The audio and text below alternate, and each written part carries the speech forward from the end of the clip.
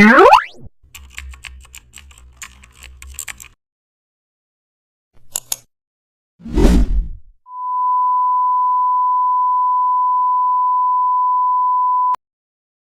back to the channel. Don't forget to like, share and subscribe for more updates. Today we are diving into an exciting tutorial how to make orbit ring effect around a model using stroke path.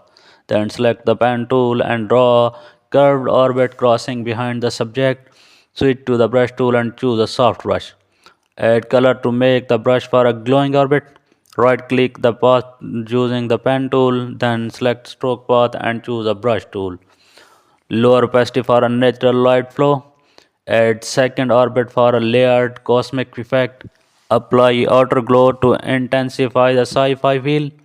Use mask to hide parts of the orbit behind the subject and also add hue and saturation for colorful variations.